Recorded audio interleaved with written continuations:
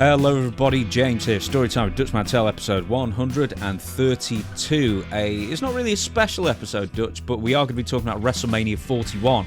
Of course, how could we not? Dutch has watched quite a lot of the matches from it, including Cody Rhodes, John Cena and others as well, and he's got many, many opinions on all of those things. But before we get into that, we're going to be talking some plugs, the usual stuff. We're on Facebook, WSI Facebook, links in the description like there is with everything. My YouTube channel's James Romero, which I, for whatever reason, can never say my name out loud. And I rarely post there at the moment. We haven't got time, but soon I will be posting there again. We've got the Stevie Richards Show, which is doing well. We did a WrestleMania special. We recorded it on Monday, managed to get it out late Monday. That's the quickest turnaround we've ever managed. And then there is also Dutch's stuff as well. We've got 2 books from Dutch, Tales from a Dirt Road and The World According to Dutch. If you want them unsigned, you go to... Oh, for God's sake, I forgot to mute my phone. I owe you a beer, Dutch. Yeah, you owe me a beer. Yeah, I forgot to mute my phone. I never do that. Oh, you owe me a beer then. Yeah, basically. So, if you want them unsigned, you go to Amazon.com or wherever Amazon you go to. If you want them signed, you email dirtydutchmantell with 2 L's at gmail.com. Make your request there. Not only does Dutch have books for sale signed, he also has WCW trading cards, the diplomas, and a few University of Dutch hats as well. And one more email to mention is questionsfordutch@gmail.com. That is the email you use to send in questions or comments even to this show, and the questions will be asked on our regular Sunday now episode of Ask Dutch Anything. Dutch, I managed to get through that without throwing up, I guess. I'm sick. Very good. Okay, we're going to make allowances for you being sick. I'll do most of the critiquing today. You can just chip in from every now and then just to give your side of it. But interesting week I had. And usually I don't watch WrestleMania. And I just started watching WrestleMania back when I started doing podcasts because the business didn't hold my interest that much. But now I can watch it, and because I don't know where they're going, but a little bit of things tell you one way or the other. And I think the fans now are a little bit more wiser than what some of these promotions think they are. Mm-hmm. So, and they're still trying to do things that they did back in the 80s, maybe. Like what? And well, I don't know. It's just, well, we'll talk about it when I get into the John Cena, the Cody Rhodes. I'll fill you in then. Yeah. So let's continue our show. Okay, we're going to do some news first. So obviously WrestleMania 41 has dominated the week. I like news. But yeah, we do have some news. A lot of it actually stems from comments from WWE personnel being made on podcasts or radio shows or otherwise promoting WWE WrestleMania 41, and this was maybe the main one. In fact, Triple H did an awful lot of them, but we're going to focus on John Cena first. John Cena loves Vince McMahon. I don't care who hears it, says John. I love Vince. Now he said this, 6-8 months ago? No, 6-8 days ago, if that. He said it but last week. But he said that before, though. Not like this. I think he was like making allowances for Vince, but basically now he's just come up and said that he loves Vince. So here is the quote: "I'm not downplaying anything that needs to be decided or allegations of any kind, but when I love somebody, I love them wholeheartedly." It's quite a bold thing to say. Do you think in this day and age now? Or? Well, he does owe his whole career to Vince. Because, his spot could have easily been taken by Randy Orton, for that matter, or a lot of guys. He was looking for the next Bret Hart, and he was trying to build a Steve Austin again. So he decided on Cena. And I think Cena's skills depended mostly on character, his interviews, because his work never matched the spot that he was in. I mean, he wasn't a tremendous over-the-top performer, but he brought people with his energy. He brought people, and they stayed with him. Plus, he remained a good guy for the totality of his career, almost, except for lately. Right? And also at the beginning as well, yeah. Yeah, he started out. Yeah. He actually started out as a babyface, and then he went the rapping character, and then that got so popular, then he became a good guy from late 2003, early 2004 to a few weeks ago. Mm-hmm. So a 20-year stretch.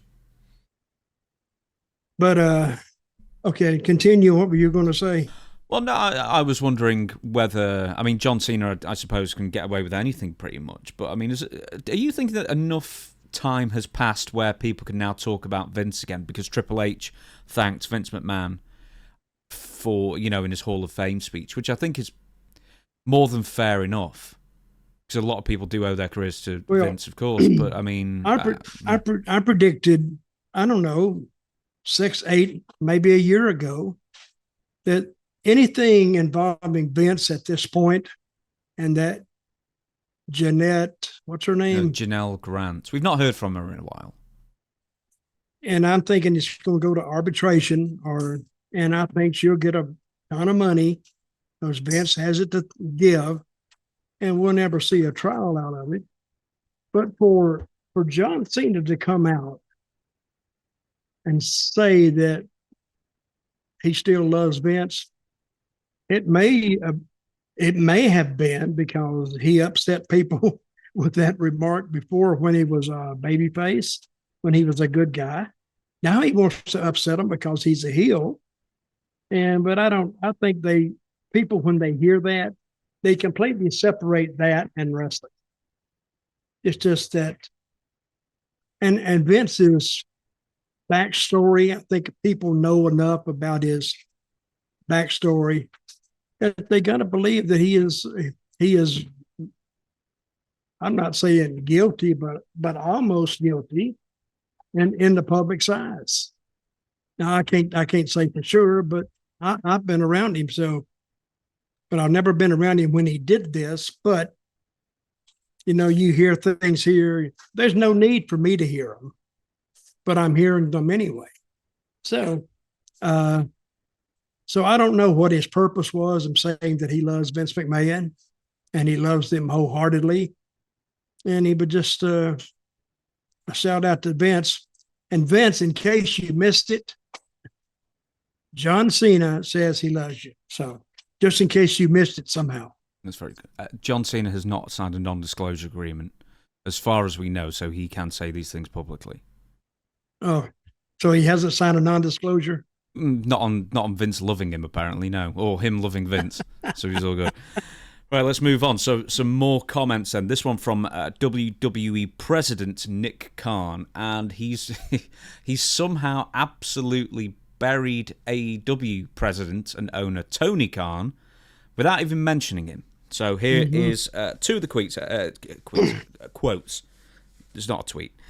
In terms of the other wrestling promotional company, they have a lot of talented wrestlers, and we're happy about that. When contractually, they're available to be, talked to and have conversations with, assume a number of them will come over, and nothing but respect for the father who that was way too nice, finances it and owns the Jaguars and all those other things. Okay, that's his own different thing. Why is he specifically shouting out the father and just absolutely has no respect for Tony Khan? It seems that's exactly a shot at him. He says, "I'm going to respect the father who earned the money in the first place." And what he's trying to say is Tony has really done nothing except take his father's money and reinvest it into wrestling or whatever other endeavor that he saw fit. So he's not saying anything about what's his father's name? Shad. Or Shad. Shad. It'd be better if his dad was Shaq. Yeah. But he buries Tony. And I think because I think that's just a flashback to when Tony would bash WWE. Now, if Vince were still running things, the company wouldn't be doing as good as it's doing now. But he wouldn't even be allowed to say that, because when he had when WCW was going, nobody could mention any of their talent. Couldn't even mention that there was another show on. Nothing. And everybody understood that. No, don't even guys doing interviews, you couldn't even bring a guy's name up that you had this, big run with before if he had anything to do with WCW. So that comment by Mr. Nick Khan, you said made it, was really sent right to Tony Khan, and they hope he gets upset about it and just raises hell, and he can't lose focus anymore, I don't think, in his own company, because it looks like that company, and I'll get back to this in a minute, I think watching the main event of WrestleMania,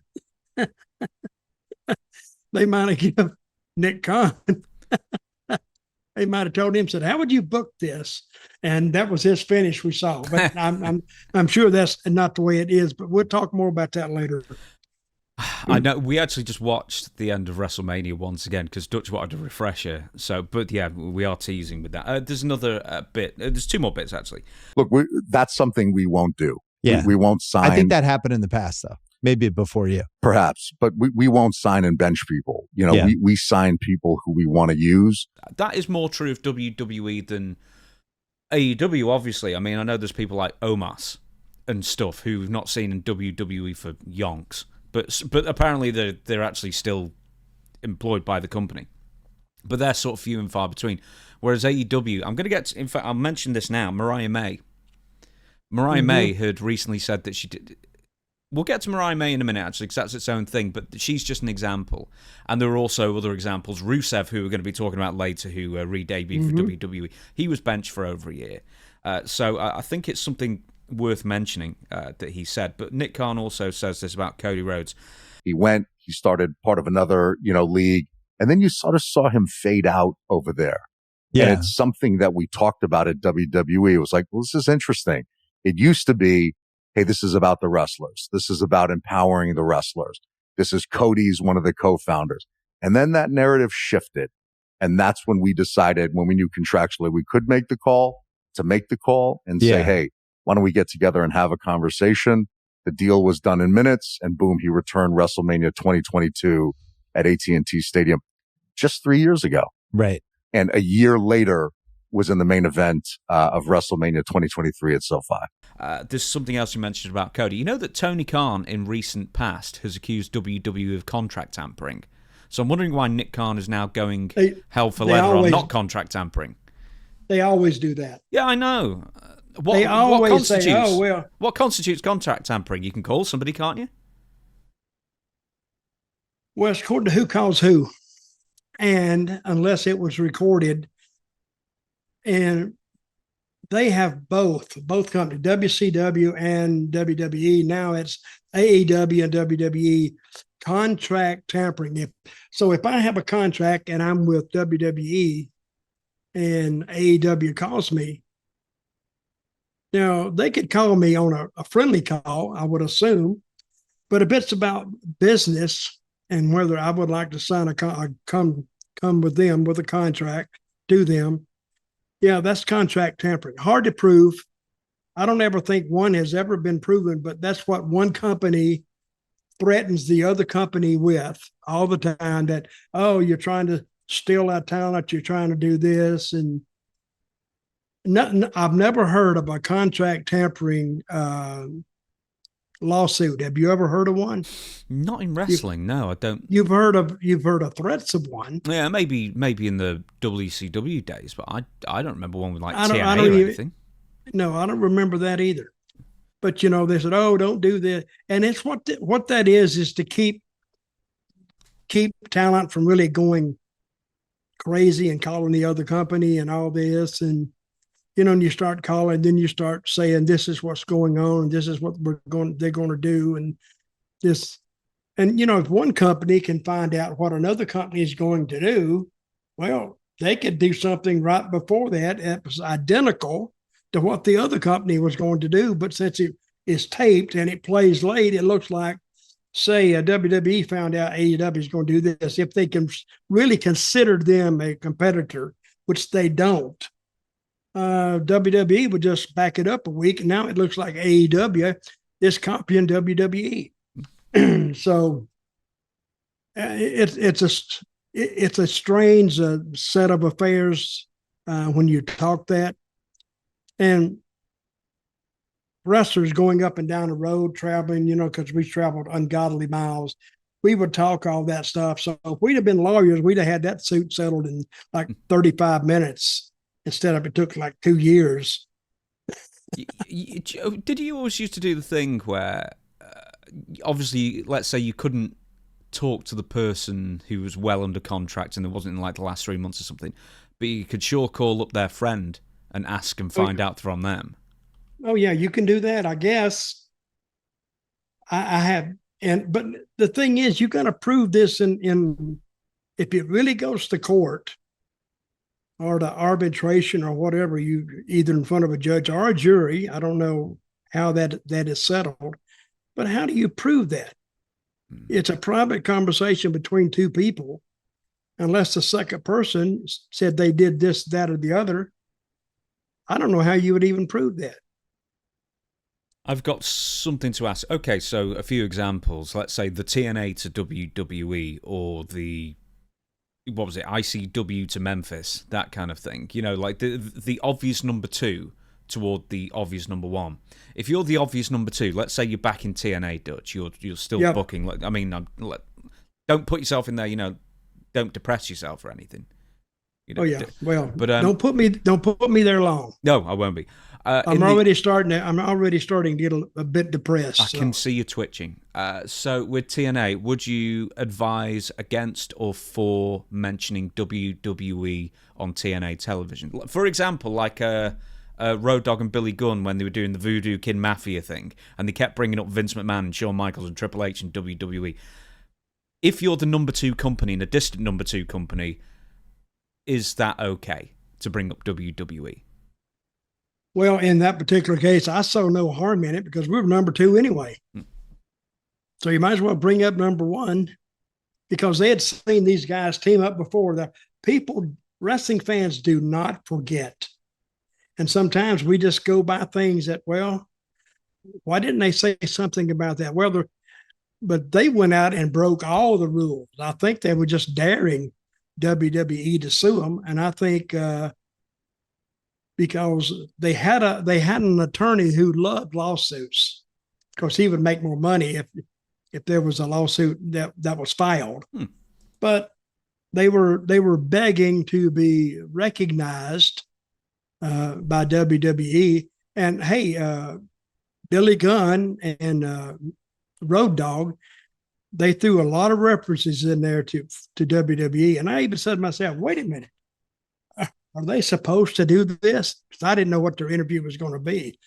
I heard it like the fans heard it. I was sitting back in the studio and I heard it. I went, wow, I bet they may have to do that again. But they didn't. They said, we need to say this. And Jeff agreed. I guess Dixie agreed. So they went out there and did it. Now, I teased this beforehand. Mariah May not re-signing with AEW. So tell me, Dutch, why does talent make it so... Oh, there's actually two prongs here with this question. Why does talent make it so obvious that they're not going to re-sign with the company? Because they announce it.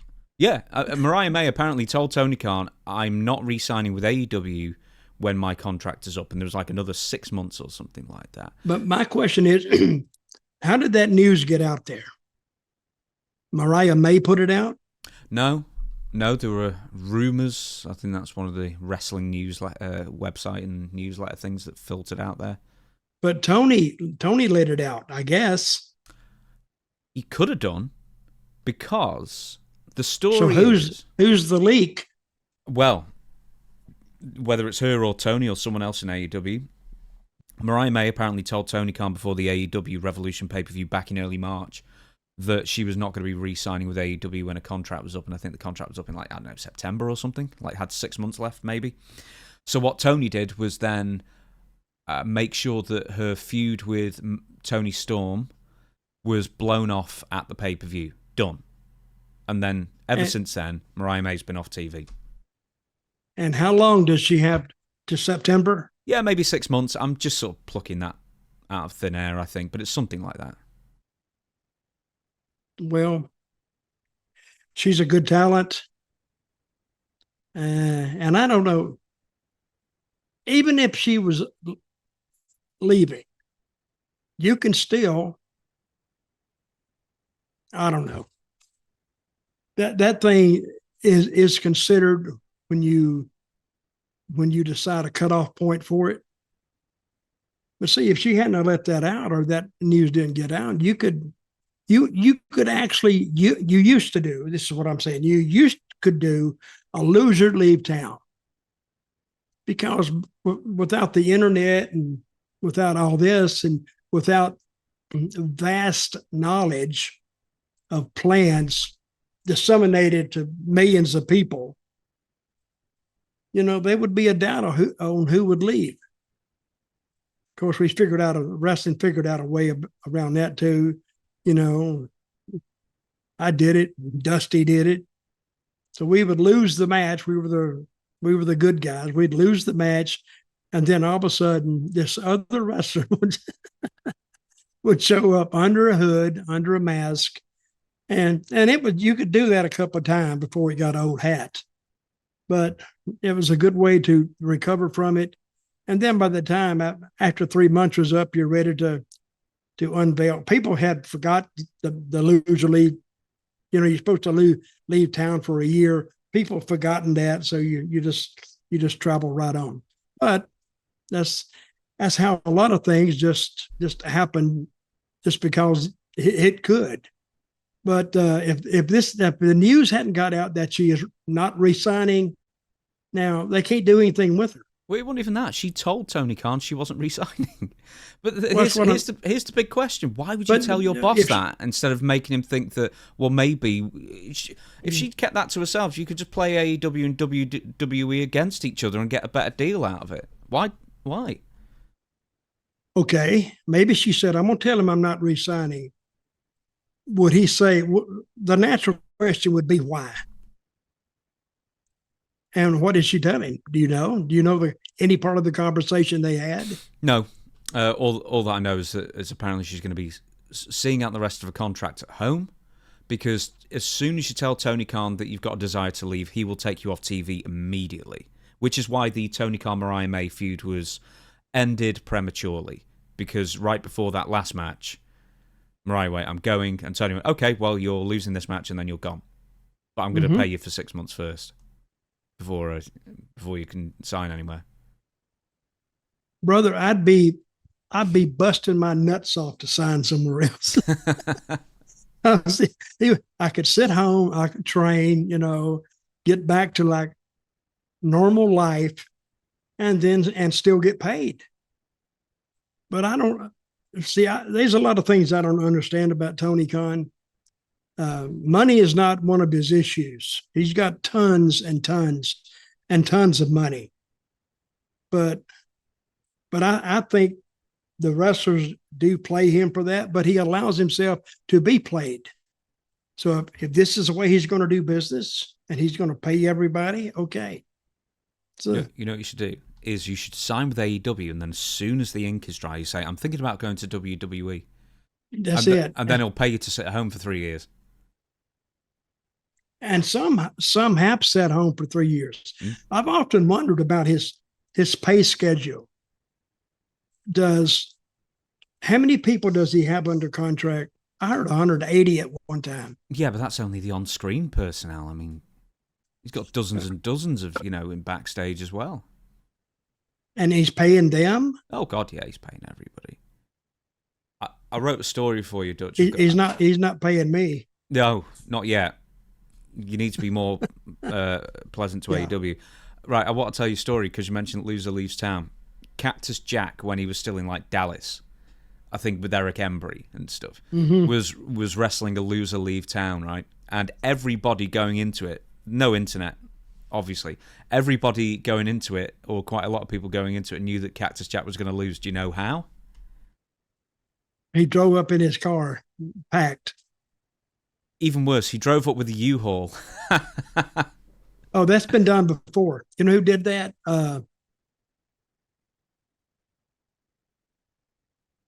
I can't remember. An old timer. He was in Florida, and he had a loser leave town match. And Tallahassee is the northern part of the state, so they finished him up. His last state would be Tallahassee. I forgot where he was going. Atlanta, I think. So he pulled up to the arena in a U-Haul truck, packed, and a U-Haul pulling behind his car with all his stuff in the U-Haul, and went in. And they said, "What? Are you leaving?" He said, "No. What makes you think that?" And I forgot who did that. It wasn't Cactus, but Billy Spears, I think, an old time heel, had a lot of heat. So he told me that story. So he did. And where was this town at when he was in? Oh, Texas? Dallas, I think, yeah. And I never heard that story, but I have heard it in the Florida story I've heard. Next up, you told, well, I knew it, but you told me about this. You want to discuss it. WWE buys AAA, the number 2 Mexican promotion at the moment. Anyway, now, obviously we have to talk about it. It's an enormous deal for WWE and wrestling in Mexico and even South America, because WWE is intending on expanding in South America with the AAA brand. Vikingo, El Hijo del Vikingo was in the crowd at WrestleMania Night 1. He even interfered in one of the matches. Vikingo was also not too long ago seen in AEW. He was like maybe one of their new biggest stars, and then all of a sudden they forgot about him once again. Anyway, this is enormous news, basically, for a seismic shift in WWE. Triple H, actually, in the press conference, and that described AAA as traditional lucha libre. I was like, they might have been that for like the first 10 years, but then overly got Americanized over time as well. It's like CMLL is the other outfit's major promotion in Mexico, and they're way more. They are traditional lucha libre, and AAA is very much not these days. Triple H said on the post-show press conference, "We want to make sure that not only exists but continues to thrive and continue to grow," said Levesque about AAA. A self-proclaimed fan of lucha style, he stressed the importance of having diverse styles in the industry. While WWE has a signature approach, the newly minted 2-time WWE Hall of Famer made it clear he is not looking to overhaul the genre. "I'm looking to keep traditional lucha libre as traditional." Well, obviously you're not going to be with AAA, but whatever. "Within that world, and just help it grow." Conan, who books for AAA back in 2013, actually advised Dorian Pena, not to sell AAA back in the 2010s, because he was like, do not do that, because these guys, the minute they don't like something, they're going to get rid of us, said Conan back in 2013. "The minute we do something they don't like, they're going to change it, and there's nothing we can do about it. We can't give them this type of power." So the positives and negatives there of WWE buying AAA, where do you see all this? Well, it's great for WWE, because look at what it opens up. It opens up all of South America, and it opens up all of Mexico for the big WWE shows. And this is all of a sudden like, if you have a carnival in town, but then the big circus comes in, well, where are you going to go? Where are you going to spend your money? Because now they opened up, basically South America is a whole new continent they've opened up, with a lot of big cities, big towns, and their economy is not the same, but the TV rights, they will make more money than I can't say more money than they've ever made before, but they are continuing to grow. And I will think that the AAA setup now, I think Conan, he won't be there. There was send him home, maybe with a little severance package or whatever. But he's handled that for the last 10 years, I think. He's been booking for a while, yeah. So, and I think they had all those guys there at the conference. And I didn't even hear about this to the day of WrestleMania 2. That's when I heard about it. Neither did anyone else. That's the problem. A lot of so-called wrestling journalists were all of a sudden like, "Oh yeah, I knew about this. I knew about that weeks ago." No, they didn't know about it when they would have posted about it. Yeah. If a wrestling journalist said, "Oh, we heard about it, but we didn't want to say anything prematurely," well, they don't stop them on anything else. Exactly. I mean, so why would they say, "Oh, well, we got so much respect for AAA that we didn't want to do it"? Bullshit. But they haven't heard it. But I think it's, and I think Pena, the guy, the head guy, he wanted to be done with it anyway. Mm. They actually tried to sell it some time ago, I think. But of course, they weren't going to find a buyer like WWE, because WWE, they're not going out of business tomorrow. So I think that is a great acquisition for WWE. But now they're all under one system. So if you piss one system off here, the head system won't use you. So it's just more of wrestling. Homogenization. Could it be that? Yeah, it's like say, well, I got a bunch of companies, but you screw up at one company, well, you're banned. You're not going to get a job with the big one. So it's remains to be seen, but I think they will do record business in South America. They have been to South America before. WWE has, yeah, very occasionally they've done tours. But now I think they will go they'll find out their good spots, and they will probably go to them at least once a year. But see, and that South America is entertainment starved anyway. So, but we'll see what happens. But actually, I'm interested to see how it's going to turn out. Do you know who the champion of AAA is at the moment? Who is it? Alberto Del Rio. Alberto Del Rio. Gone. I don't know. He may not be gone. Well, that's the question. I mean, because he had that trouble in Tijuana a couple of weeks ago where he fought a fan and then someone threw a chair at his head. And now he's banned from performing in Tijuana for, a few months or whatever. Well, he's pretty well established in Mexico. I don't think they will get rid of him right off the bat. I think they'll put him on they may not tell him this, but they'll put him on a probationary period to see how he does, because he is over in Mexico. So we'll see what they do with it. He's over with the chair throwing public. Hey, I really enjoyed that little fight he had. That was amazing. But hey, he's got guts. He is not afraid. But what he better be afraid of walking out in those crowds is getting a knife stuck in him. Because hey, when he's a heel, he's a full-fledged heel. I'll say that for him. A fella wrote in for Ask Dutch Anything, and I don't think he put his name down, but anyway, he wrote and said, now that WWE has bought AAA, should AEW purchase CMLL or even consider buying New Japan Pro Wrestling? Where does Tony Khan go from here? Do you think this is going to be like a gold rush of trying to buy up promotions now?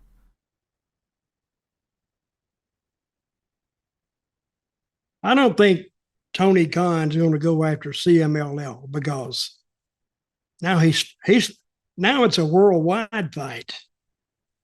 And CMLL is the secondary promotion in Mexico. It's very much the top one again. A few years ago, you were right.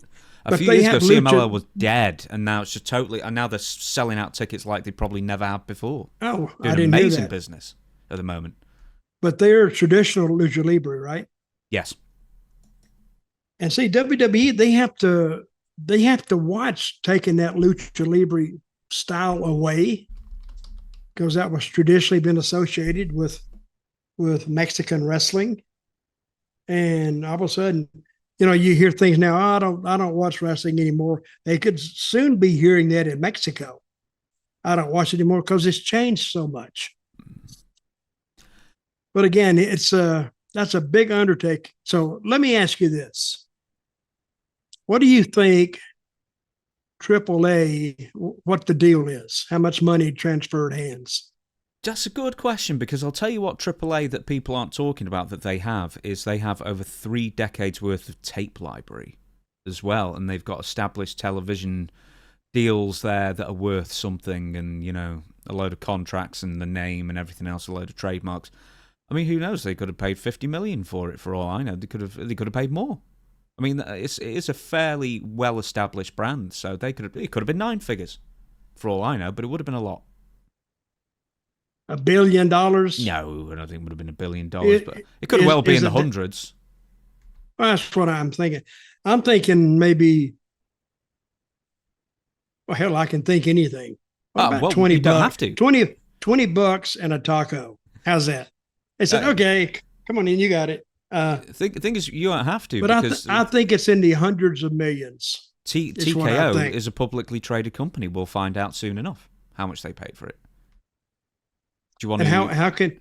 How can you find out? Just by they got to disclose it? Yes, but that'll be in quarterly reports. So when the next quarterly report's out, we'll see it. That's one thing that we all need to know, because I'm interested in it too. I'm going to say, well, of course, it's Mexico now, so things will be lowered, I'm sure. But I'm going to say, you say 50 to 100 million? I was probably lowballing it then. I'm actually going to say 250 million. That's my guess. I was thinking 200 million. Okay. Because 200 million, that's for eternity, or until they want to get rid of it. So, okay, say we're the Piñas and we're sitting there and they said, we'll give you 200 million for this. What? Hell yeah. I would put my signatorio on there immediately. Just send me a check and you got it. Mm-hmm. I wonder, that is a huge, huge undertaking. But look at the network they're going to get from it. All those stations in South America and wherever it plays, because their syndication is strong, really strong. So, but we'll say 200 million is what I'm going to say. And you saying 250? Yeah, we'll do over under. So yeah, under 250 you win, over 250 I win then. So we'll find out. We'll find out soon enough. So let's move on. We're not even at WrestleMania, let alone Raw yet. So we have to go to the Triple H Waxwork. Did you see it? I did see Triple H walking by his wax statue. How could you tell the two apart? Well, I didn't pay that much attention to it, but what was your impression of it? My impression was that. That's my impression of it. Should we have a look at it? Let's look at it. Okay, one sec. Okay. Ta-da. Look at those eyes. Like, what did you say? Yeah, well, you can tell it's him, but no, you can't. It looks like Tommaso Ciampa, who just shaved his beard as well. So I've got a theory he shaved it so he didn't get confused with it. See if there's any others. Oh, there's one. He's probably saying, "We did what? We bought AAA. What the hell?" Oh God. Hey, the statue is taller than he is. Yeah. Do you think Triple H doesn't quite realize he looks like that? This is the first time he's seen himself in wax form. He's like, oh my God, is that what I look like? Look at the peak of the heads. Now on the real Triple H, it's kind of flatter on top, and the statue comes up to a peak. That's what I'm seeing. But yeah, there's a Oh, the eyes. That's what gets me. But anyway, it looks a lot like him. So a little bit, I wouldn't say it's taller, but he's probably jacked up on a little bit of a lift or something. Yep. That's it. Oh my God, someone's made a 3D kind of thing. That's terrible. Horrible. Oh my goodness me. Did you also see, Dutch, the other news that came from the WWE Hall of Fame, which that was, because it was so late at night, people were falling asleep during Triple H's speech. Did you see this? No, I didn't see that. I don't watch the Hall of Fame stuff. Oh, no. This one on TV. Fans were taking photos of wrestlers sleeping. Oh, yeah. Do you want to see it? Let me see it. 1 second, then. Here we go. So, WrestleTube on Twitter has come up with a thread of wrestlers who have fallen asleep, or appear to have fallen asleep. Let me zoom it in a bit so you can see. Booker T was snapped from various different angles, apparently sleeping. Well, he's old now, so he can be forgiven. That's fair enough. Jey Uso, but you can actually see his eyes shut behind the sunglasses. Keep in mind that this went on till gone 1 a.m. West Coast, which is... Who is that? I think that's Eric Bischoff. So this is like 4 a.m. Eastern. Was he there? Yeah. Well, it'd be funny if someone took a photo of him at home, sleeping through it. That's not the best one. I don't know what's going on. Who is that? Oh, it just says no, sure. No, she's awake. You can see Booker T in the background there again. Well, he's really on the nod. Yeah, he's gone. Solo, LA Knight. LA Knight. That's just Becky blinking, I'm sure. Chris Van Vliet, also asleep apparently. But anyway, yeah, it was one giant meme at the moment. They're just people just falling asleep at the Hall of Fame. Why did they book it so late? They always do that. The one I went to two, and it's just hard to stay awake. I was there for the Ultimate Warrior, and hard to believe that was on a Saturday. He died Monday, right? Tuesday. Tuesday? Yeah, he was at Raw, and then he just dropped dead the next day. That's right. It's not hard to believe because he was... I mean, if you look at him, he looked like he was struggling just walking, like he was breathing heavily. Yeah, he did. He looked like he was having difficulty mobilizing his body, moving slowly, and I mean, as red as he could be, and perspiring profusely. So, and he didn't look healthy at all. So, but he did mention my name during his. He did, didn't he? Yeah. Hall of Fame induction speech, because I had him and Sting in Memphis. My God, I don't know how they learned the business. Well, one of them did. I don't think Warrior ever learned the business, to tell you the truth. And Sting, he improved, but Warrior never improved at all. And we had them in Memphis when they were, green. And I was trying to help those guys as much as I could, but they didn't understand what I was telling them. See, they shouldn't have been in the ring. They weren't even experienced enough to be in the ring in Memphis. So, but they sent their pictures to Jerry Jarrett, and they looked like $1 million. And Jerry said, "Hell yeah, I'll book them in here," because he was used to being used as a training ground, because he didn't pay that much anyway, especially the green guys. So he brought them in, and I managed them for about 3 or 4 weeks. And I think Jerry didn't know that those big weightlifters need to eat too. Mm-hmm. And I asked him one time, "Why'd you leave Memphis?" They said, "Hey, I was hungry." And I think probably would have if they stuck around, they would have been like Randy Hales by the end of it. No, no kidding. As skinny as he was too. I think Ultimate Warrior went to Dallas, and what name did he use in Dallas? Oh, Dingo Warrior he used. And then Sting, I think did he get that name there? Were they calling him Sting there? No, I think he went to the UWF. I think he went to Bill Watts territory. Oh yeah, after he a while, did. Yeah, I don't think he was. I think he might be Eddie Sting, Gilbert gave him the name Sting. I think He did indeed. when he got there, because Eddie was doing the booking. Right, one more thing before we get to WrestleMania, and I know we're really building this up, but there's just one bit from WrestleMania, in fact, that was so funny that once again we have to watch the video. It's Bret Hart. Bear with 1 second while I pull up the video. Hang on. So here we go. This is Triple H has just had the big intro because he was the headline for the Hall of Fame, and he ends up shaking everybody's hand. We haven't got sound on this for whatever reason. Just look at Bret Hart's face. Yep. Did you see it? Oh yeah. He just goes, And ugh. I got to do it. I'll have one more time. Ugh.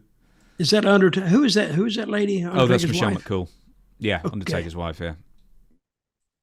Where have you... Oh, there you are. Thought you disappeared for a second then. Why does Bret even turn up to these things if he hates Triple H so much? Because they pay him. Yeah, all right. Is why he does it. And regardless of what WWE tries to say about Bret, he is an integral part of WWE back in the 90s. And when did he leave there? 90, in the 2000? No, late 97. So that's when Goldberg kicked him. Nope, that was WCW in 2000. Do you know what's funny is, because you were mentioning Warrior, after Bret left or was forced out either... No, well, he was going to leave either way. Vince McMahon, do you know who he started negotiating with? Ultimate Warrior in late 97 to bring him back. Mm-hmm. That's how desperate he was to get another star back on the roster after Bret left. And never came to fruition, of course. But there you go. So, the reason why Bret hates or never got on with Triple H is because obviously he was friends with Shawn Michaels, who he didn't get on with, but there was a specific incident that he talked about where anyone who's associated with Bret in any way would be an enemy of the Clique, Shawn Michaels, Triple H, etc. And that even spread to Dwayne Johnson, The Rock. They really tried to crack him. Here is the quote from Bret, and bust his chops. I remember telling Dwayne all the time, don't listen to these guys, you're a really good talent, and you don't need these guys. When I did the big interview about America, the next week's taping, I wrestled The Rock, and they wanted me to beat him. Triple H specifically wanted him to beat him. He wanted me to beat The Rock and win the Intercontinental title. I refused. What do I need the Intercontinental title for? We did the figure four on the poster. Steve Austin came out and it was a DQ, but I remember Triple H was sick about it because he had a thing for The Rock and wanted to ruin him. He hated him. I remember saying, I like Dwayne. He just got the IC title and he doesn't need me to take it from him. And so that was two things. One, it would bury The Rock, and two, it would keep Bret on the second tier because it was the secondary belt, so Shawn and Triple H didn't have to wrestle him. So, like, even in the olden days, apparently Triple H was always trying to undercut Bret. Well, that's Bret's presentation of it, and I don't doubt it because when I was there, man, those dressing rooms were highly, highly toxic. You could just feel the heat floating around in the room because you had to click, and then you had what was Triple H's group called? DX, D-Generation X, or the Click, or either way. You had them. Then you had the BSKs, and yeah. Then you had all these different cliques, and they were all trying to say The Rock. They could see he was up and coming, so they all wanted The Rock to side with them and be on their side. And Triple H, according to Bret, didn't like The Rock, and he didn't like Bret, so he's trying to play them against each other.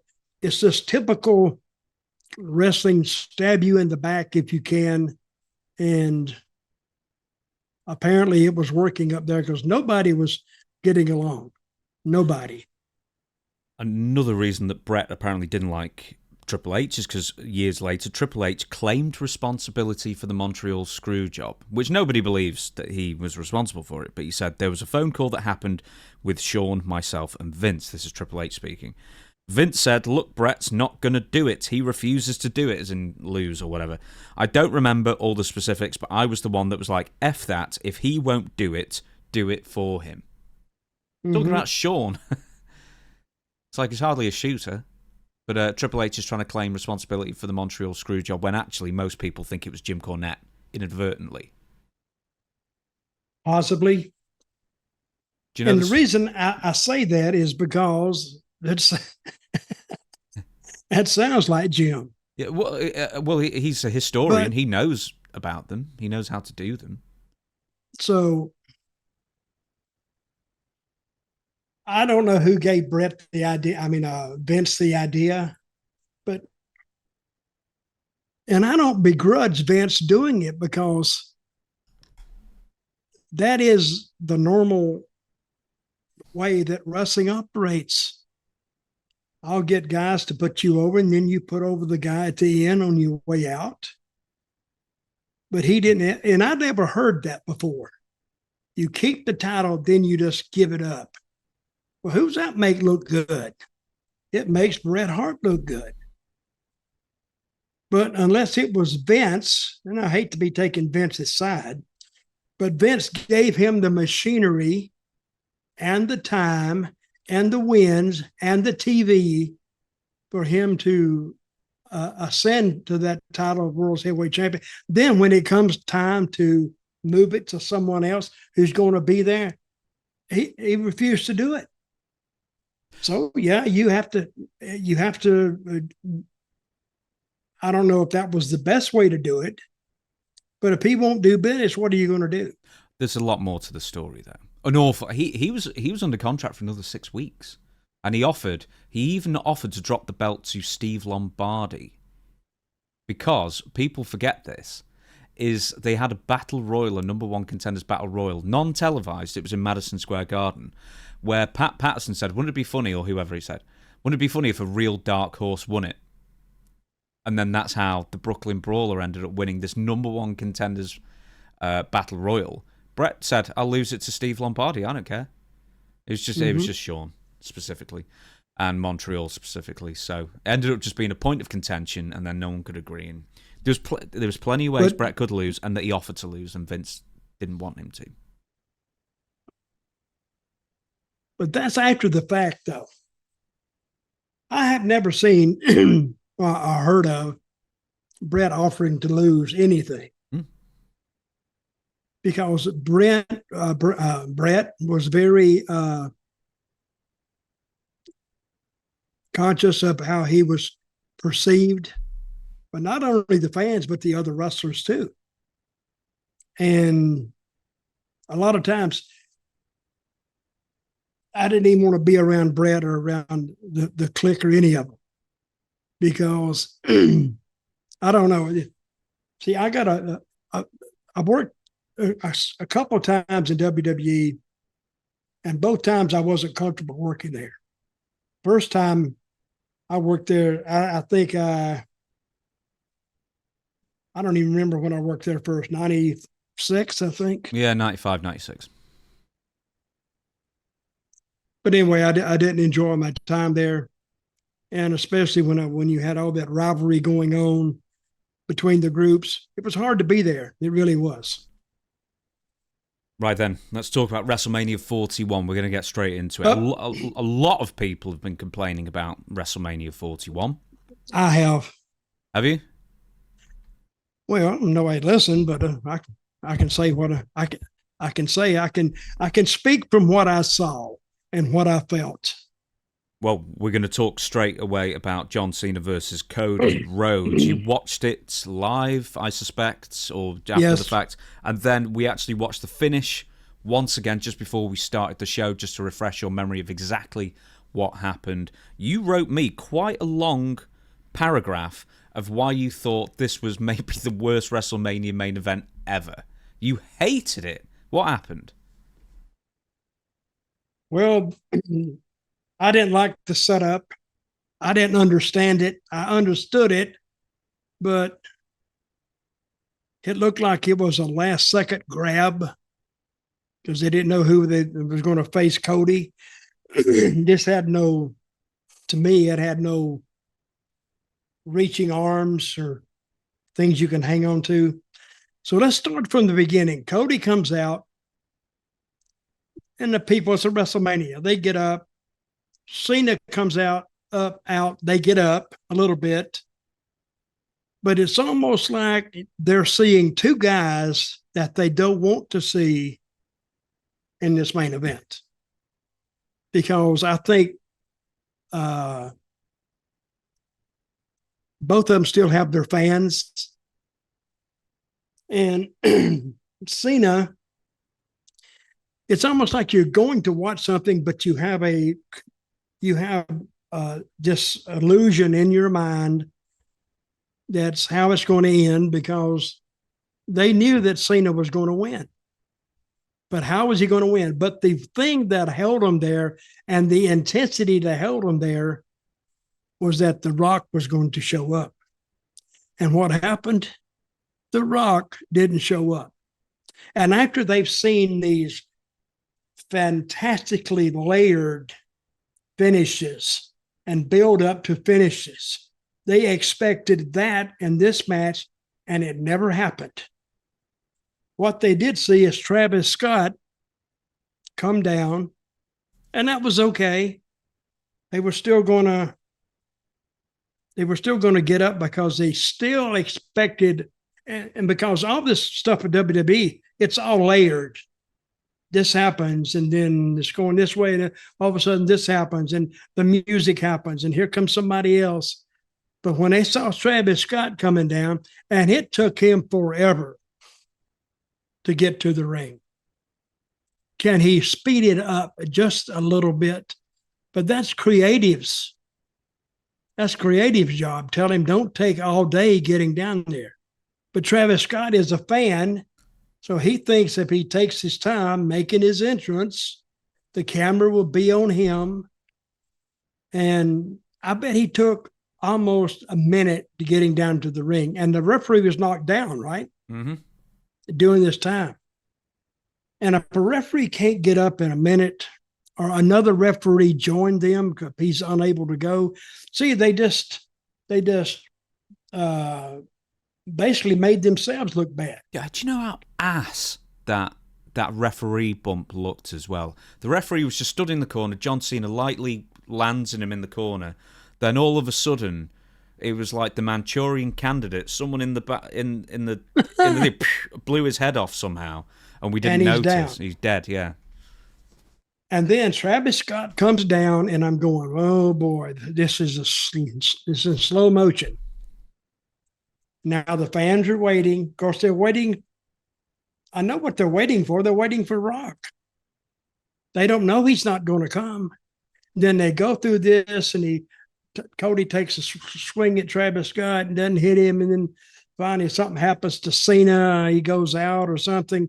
Then he asks Travis Scott to get in the ring and then tries to throw a punch. Cody blocks it, and he puts him in the, what's that called? The what? The crossroads. The crossroads. I'm sorry. He gives him that. Referee's still down after he rolls him out of the ring. I bet at least a minute 15 have gone by. Referee is still down. This is like, I don't even know why they had a referee. And then he gets up, and then he does the crossroads, you call it, bam, on Cena. Referee goes into count, and the Travis Scott pulls the referee out. Now he's down again. Maybe I got this confused. No, you're right. Absolutely. But it took this forever to get going. And then he had the belt. Cena got the belt. And then how did Cody end up getting the belt? He just stopped John Cena from hitting him. He just went, ugh, and then, give me the belt. It's my belt. And then Cena started begging off. And he said, I can't hit you. And then soon he gave him the nut shot, which made Cody look like a complete moron. And then covered him 1, 2, 3. That was it, right? Yeah, belt, yeah. Kick in the nuts, belt shot, cover, pin. And now the people saying, wait a minute. They're just, it's just getting into their heads that we got screwed a little bit, I think. Even though they didn't have Rock on TV for the weeks leading up to WrestleMania, sometimes I still expected, with my experience, I still expected The Rock to make the entrance, and he never did. And I think the people, that's what they were pissed about. They're pissed about the quality of the match, and they were pissed that The Rock didn't even make an appearance at WrestleMania. Now, that's my opinion. What is yours? Very similar. In fact, I'm going to read more things that you wrote.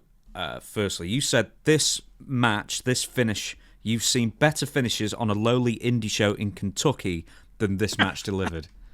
Oh, yeah. Let's leave the finish. Let's go back to the beginning. Let's talk about a couple of things. So they changed John Cena's Titantron, his video stuff, to just black with the most common bog standard Arial font that just says John Cena, and that's it. And now he's keeping his head down. He's just walking to the ring. Always got the frown on. How do you think of what this? What is this gimmick? Doom and gloom? Just teenager, depressed goth kind of thing, but he still wears, he doesn't wear the clothes. Yeah, so, he's a grumble puss. I think that's basically it. That's his character. Yeah, basically it, because he looks like he'd rather be any place else. But there, he didn't show any life coming down or anything. Yeah, well, he dresses like a teenager. Maybe he's acting like a teenager. So he's a right pouting Thomas. Essentially, that's his new character. Well, all I can say is it didn't resonate with the fans. It didn't resonate with me. I don't know. I don't even know what he's trying to do. I didn't understand why Cody Rhodes had 10 dirt bikes driving back and forth on his entrance. It made no sense. I don't get that either. Now, who is actually running this show? Is Triple H running it? It's creative, but as far as like stage and like special entrances, I don't know if he's making up all the suggestions or if there's somebody else just seeing whoever they can book in Vegas at the time. Okay, is Cody associated with dirt bikes? No, not that I know of. Jeff Hardy going is. Zoom, back and forth, and I went, I can let that go. That's just part of an entrance. I can let that go. No purpose for it. So what else did you? And then Cody made his appearance, and it was as good as it could have been. But that's when I started, the whole vibe just seemed off. I was only looking forward to the match to see what kind of finish they would use. And I predicted, even before Cody beat the crap out of him the last couple of times, stood over him, I predicted that Cena would win this. And he would get the 17th title run. And what did Cody do on Monday Night Raw? Nothing. He wasn't there. He wasn't even on the show. No, John Cena was, but Cody not, no. Well, I think Cody's going to take a little vacation, maybe. Maybe he should. After that, I'm going to give you two things about the. Maybe he should. There's two things about the match. One thing I liked and one thing I really didn't like. So this match was like as slow and methodical as like Hulk Hogan and Ultimate Warrior, like in 1990. It seemed like a complete throwback to just the basic moves and all that kind of thing, which I like. But with Hogan and Warrior, they had more intensity, a lot more. Well, that's what I was going to ask you. How did you think they actually performed these moves? Do you think it was a bit sluggish? Because Cena it was sluggish as hell. Because Cena has never really been able to work. He's got 5 moves, I heard. And he does John Cena. Cody can do most anything. But you're only good in those moves if your opponent can stay with you. And John Cena, how old is John now? Pushing 50. Well, he's slowed down quite a bit.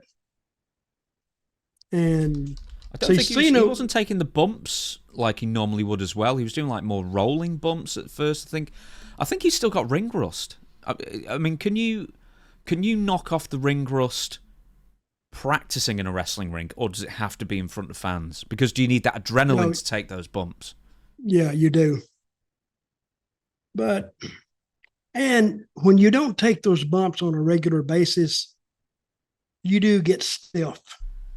So when you take one, even in a ring that is not hard as a concrete driveway, see, those rings are not, they have softened them up over the years after when they had some guys that worked down south and where it was bump heavy.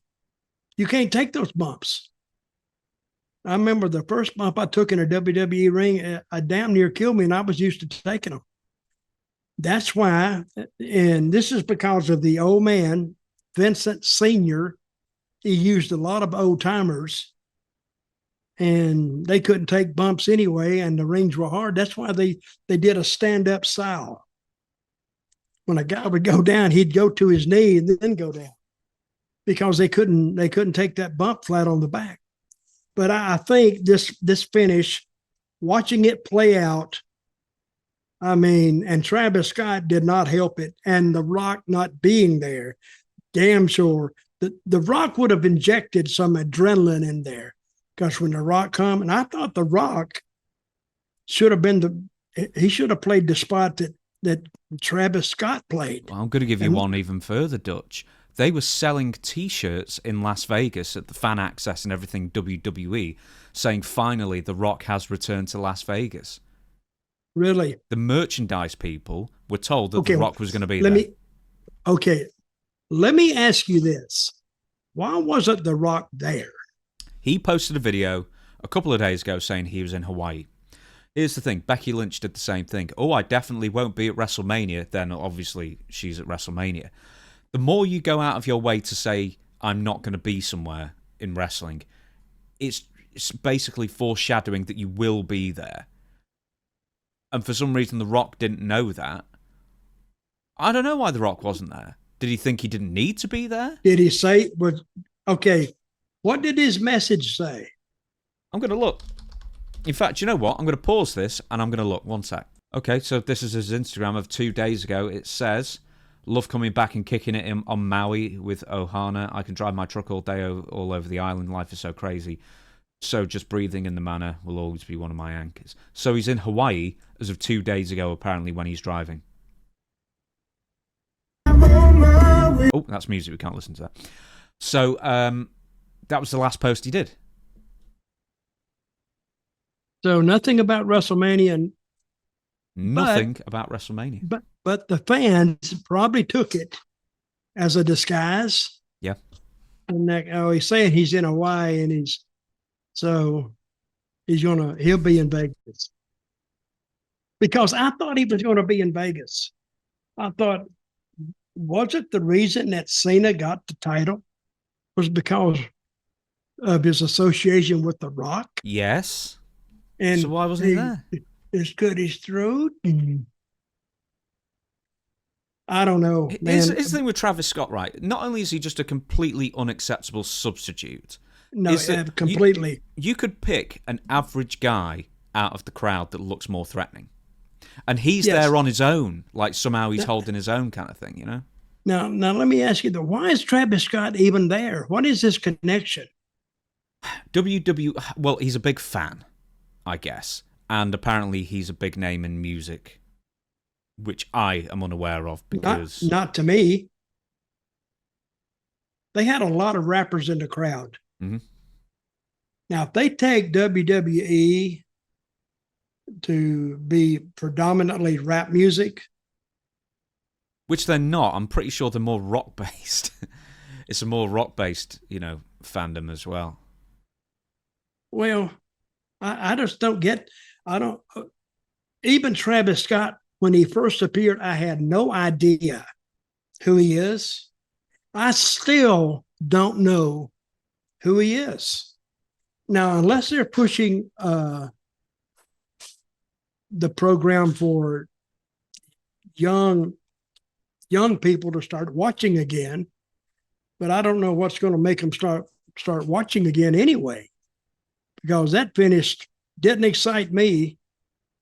And I will say this, they had a hell of a crowd. They had a hell of a house in there, and it was good to walk out there. How many people were there?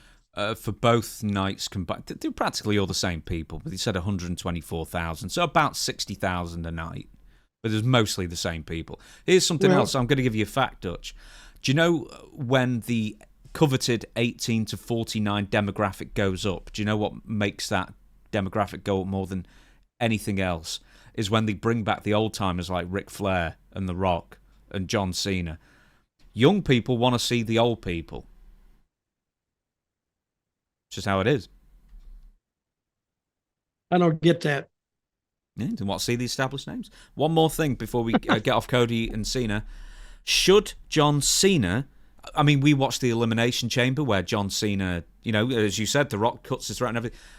Apparently, that creative was meant to be for WrestleMania instead. Would it have been better if that had happened at WrestleMania and not Elimination Chamber, with John Cena turning heel? Oh, I think it... what we saw on TV. No, I think it was better we saw it on TV. I think they need to get past this. I think Cody, he lived his dream. Now the dream is finished, and now we go with Cena for a while. He only has 20 days, 28 days left active that his retirement tour is done. So where do you think Cena goes from here? Well, originally I was going to say that Cena loses it at SummerSlam to whoever, and The Rock costs him the title, leading to John Cena and The Rock wrestling on Cena's last match. Or something like that. But I've heard other versions where they think John Cena will only lose the title on his very last match. Because the point is that John Cena said that when his dates are up and he retires, he will take the belt with him. So there's always that threat as well. So he might be the champion till November or December, whenever he's retiring. Well, I can say truthfully, WWE has lost me on this one. I have no idea where they're going. So when I watch the show, I'm watching it as just an outsider. I have no idea where they're going. I'm sure they have a kind of an idea where they're going. But we will see as we will see. So stay tuned. I was going to ask you a question I forgot. Oh, we haven't covered night one. Yes, we're not really going to cover night one. We're just doing the stuff that you've seen. Yes, we are. We?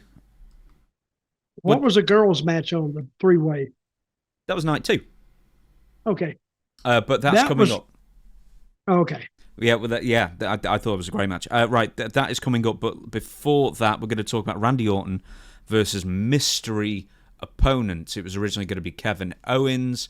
He ends up with a damaged neck. He needs surgery immediately. He's told he cannot wrestle. Medical doctor's orders. So therefore, just over a week out, Randy Orton has no opponent. So there was chatter of it being Rusev, who we knew had re-signed. There was chatter of Jeff Cobb, who from New Japan and Lucha Underground and stuff, who has just been signed by WWE. Aleister Black, and now Malachi Black, was, or is it Aleister Black? I can't remember which one he was in WWE. I think Aleister Black.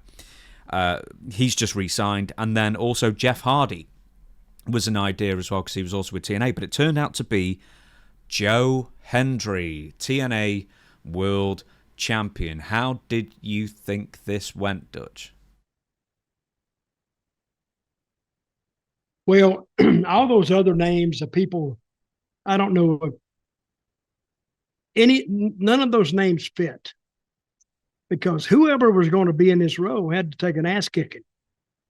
I don't think Jeff Hardy needs to take an ass kicking in 3 minutes. I don't think Jeff Cobb does either, or Rusev, or any of those names you brought up. But Hendry, I think they did a little politicking with TNA and got Hendry there. And he didn't really do anything. He was just a body for Orton, and the match, that you close your eyes and the match is gone. But Orton kind of got himself over, and I did like the double RKOs. I like that. But it was a match for Randy Orton, but I don't think many of the people knew who Hendry was. Oh, I think everyone in the arena did. A lot of them did. He got a huge ovation, apparently. I mean, we saw it, but you don't think any of that could be piped in? No, I know. Apparently. I mean, when I saw his name, I'm not going to go. See, I don't know who it is. I'm a fan. Joe, no, I'll be a say, wait a minute. And even if I knew he was in TNA, I say, wait a minute, he's a TNA guy. Now, but I do start thinking, wait a minute. The right thing would be maybe to make the fans happy. Orton to get beat. Well, they knew going in that Orton wasn't going to get beat, not with this guy. So they tipped off the finish, and thankfully it only went 3 minutes. And then the match belonged to Orton, and he controlled it well. With Joe Hendry, he's the existing TNA World Champion who got beat in 3 minutes. WWE works with TNA. I mean, they're good at working with companies as long as WWE gets all of the benefits. Oh, yeah. TNA, I don't know whose TNA's representative is in WWE. And I don't know who Triple H is talking to. I would say they would be talking to Scott. What's his last name? DeMore, but he's fired. He's gone. Yeah, he's not there anymore. And I don't know who his connection would be, unless it's Tommy Dreamer, unless you're talking to him. But that actually helped TNA. Now they know there's another company. I don't think it helped them that much getting their champion beat. So that does make them not second tier, but like fourth tier down.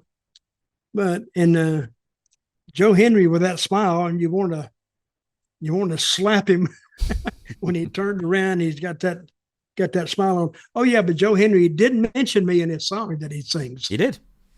So, and that's good. So I'm gonna give that a passing grade because it was as good as it could have been. There's a couple more things before we get onto the Raw stuff. Oh, for God's sake, we can't miss that one either. Did you want to say anything about Dominik Mysterio? Because that was just a fun four-way. I know you watched that. That was a good match. That was a good match. Dominik has improved 100% since he first started. Now he's controlling the matches, and now he's, and he's young too. The more you do, the more you learn.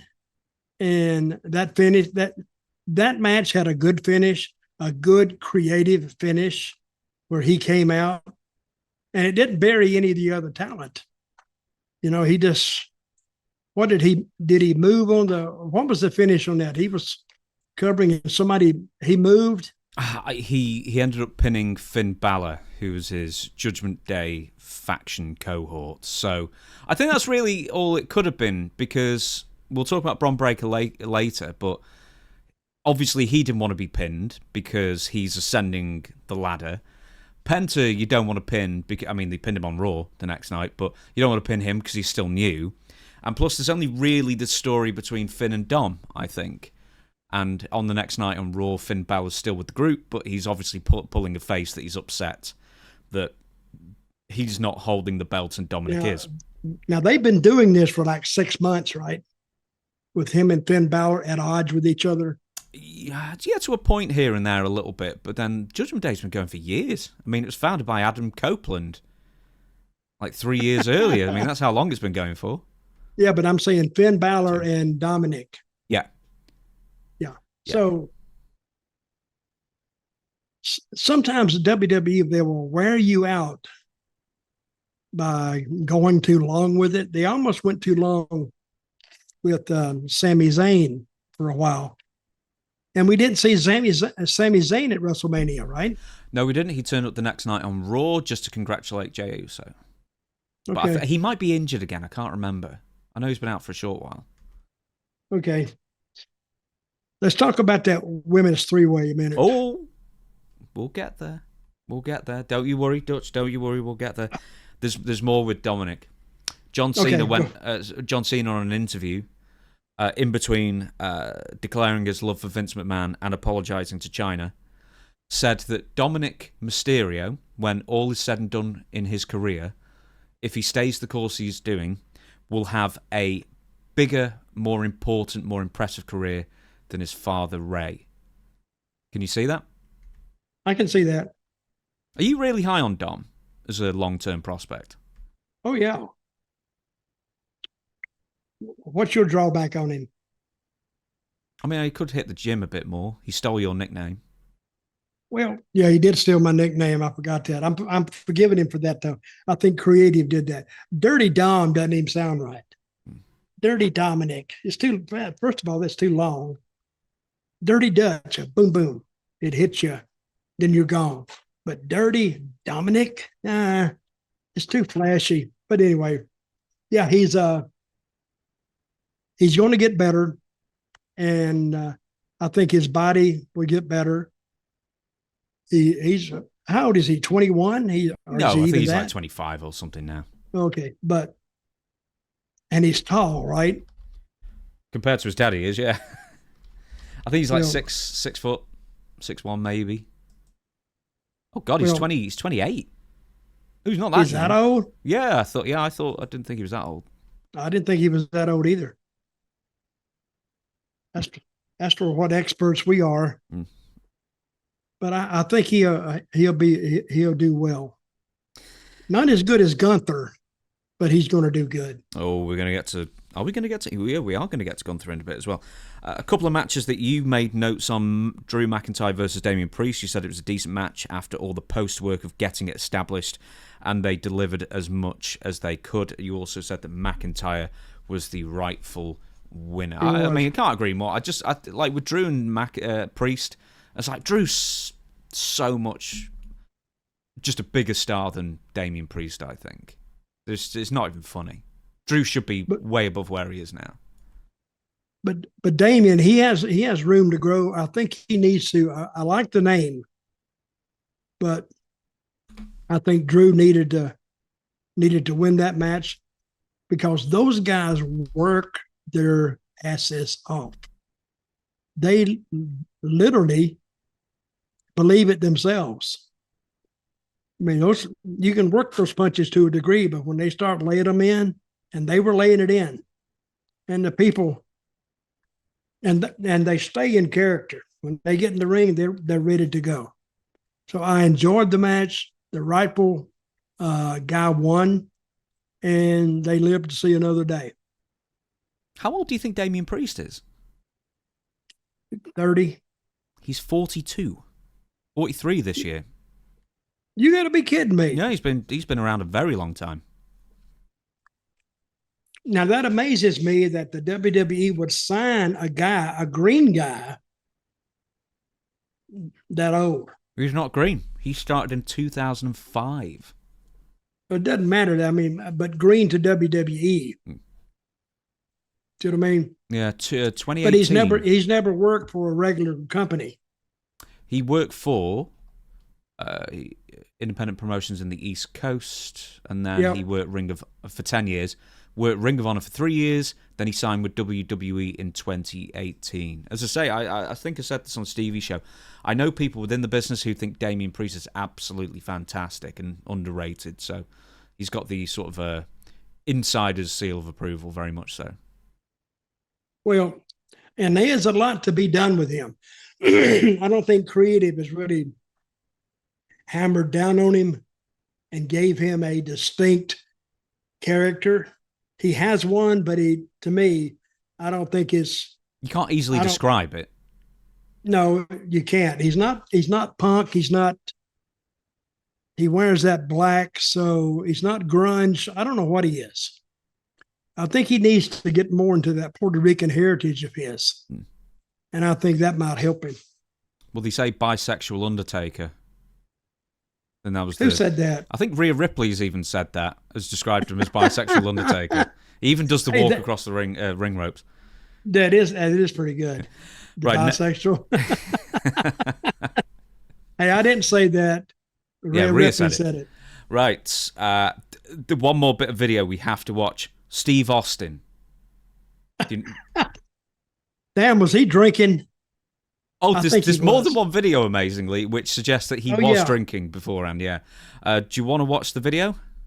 Yeah, let's watch the video, because one time he went to the wrong exit. It was the wrong entrance. Yeah, that's what I meant to say. The entrance, he went down when he should have went up. Mm-hmm. And, they told him this before, and he don't give a crap. And it was actually helped his entrance, really. The people didn't see his entrance when he missed it, right? Oh, someone did. Someone filmed it. We're actually going to find that video in a second. So 1 second, I'll get up the video. Okay, here is someone. I don't know who to attribute it to. I don't know if it was on Shorts or Instagram or whatever, but we found it on Twitter, so here we go. This is Steve Austin driving his ATV, and he misses the ramp and just goes into a dead end. Now watch him backing up. He was hitting that wall all the way back up. He almost missed it there. And watch him here crush it. They've got a stagehand sort of waving him back. Yeah. Now, oh my God. He rams it. Now they have to actually physically pull him off the wall. And he's going back running over people.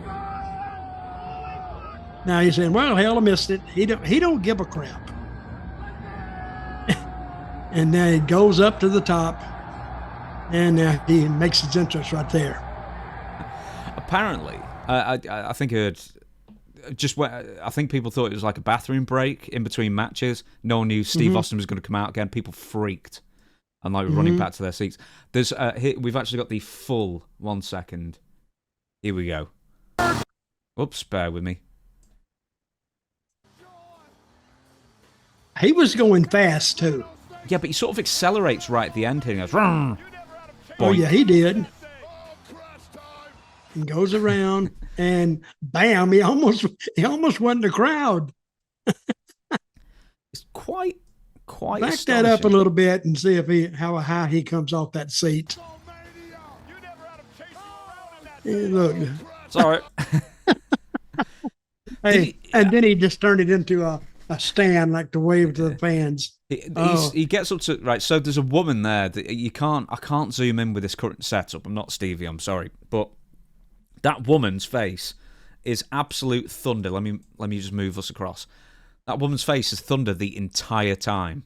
She's really upset. Wow.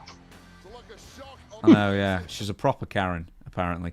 Here's another thing as well. So this is afterwards. So Steve Austin announces the attendance record, or I don't know if it's a record or not, the attendance of both nights. He goes out and then drinks some beer, and then he goes out and then apologizes to the woman again. You know who that guy is? It's Nick Khan.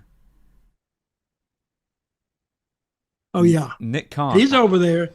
Guess what he's doing? Are you okay? Yeah, schmoozing her off, basically. Oh, yeah. Are you okay? Don't sue us. I'll just watch it one more time since we're here. But he accelerates too hard and goes, ugh.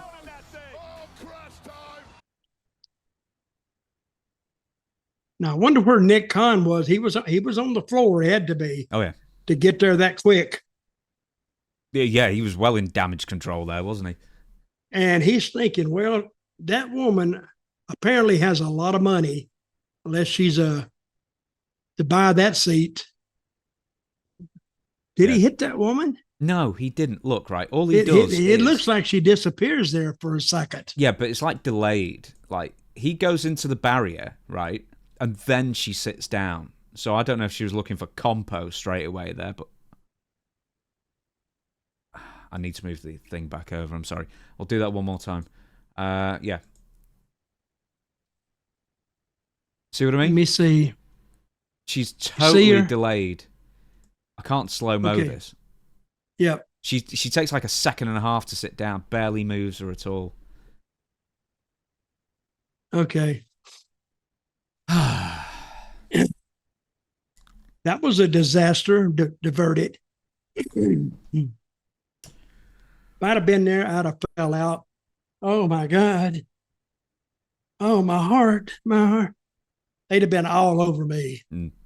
And I said, yep, expect a lawsuit coming Monday morning. That's what he would have had. You had a handful of, you've had like a handful of free T-shirts, like to calm you down. Have you ever had to do that on like an independent show and like just give them free T-shirts? Yeah, they would go out there and give them this and give them that and say, appreciate it, and because back in the days, the people weren't so crazy. But now they are. So that woman, she could claim anything. What if she claims she has dreams about the cart just coming over? And how are they going to fight that? You can't say she doesn't have them. They don't know. But anyway, does that deserve any? And I am interested in whether she's going to sue or not. Me too. I am interested as well. So there you go. Right, we're going to move on. One more thing about WrestleMania, then we're going to go on to Raw notes, and then we're going to shut down the show. The Triple Threat Women's match, Io Sky versus Bianca Belair versus Rhea Ripley. Your notes were this match was actually the best match of them all. I think Io was rightfully the winner because Creative has given her two opponents to book her with, and it will fit. Best match of both nights. I think so. Because what I saw in there was they had that down to a T. Now that Io Sky girl, the Japanese expect that out of their talent. Even though what company was she from in Japan? Oh, I don't know if she was Stardom or what, but she was. I think it was Stardom. Yeah. But they expect that. And the Japanese workers have always been known for doing stuff and doing it well. So, and she's the smallest one between the two, but of the three, yeah. But and a great finish. I can't remember exactly what they did. But she moonsaulted. That was another thing. There was like a pin attempt, Bianca and Rhea, and then she moonsaulted over both of them. I mean, it could have gone terribly wrong, but everything went right pretty much in that match. Yeah, sure did. And they paced it well. And from a working standpoint, everything worked. Everything fit. There were no down moments. And they still have the rivalry. Now she has two opponents instead of one. And so she's sitting in the driver's seat. I think she's a good representative of the female movement, wrestling movement in WWE. Very good. And it was, I think, for a working standpoint, the best night of the best match of two nights. I probably agree with you. I don't think you watched Charlotte Flair and Tiffany Stratton, but man, after all that messing around, I didn't watch that. You don't need to. It was nice. How was it? Terrible. I mean, they were clearly trying to work with each other. Now, Stevie Richards came up with a theory here, because obviously, when you're antagonistic with somebody else. And then you almost apparently, like, if you're friends with someone, you'll hit them harder. If you've got an issue with somebody and you have to work with them, you're almost dancing around each other, trying to be too light in places to sort of overcompensate. These two had no chemistry. And then at one point or a few points, Charlotte seemed to really be throwing punches in. But it's like the strikes looked bad. Quite a few of the spots were clumsy and didn't work well. They had to attempt it several times.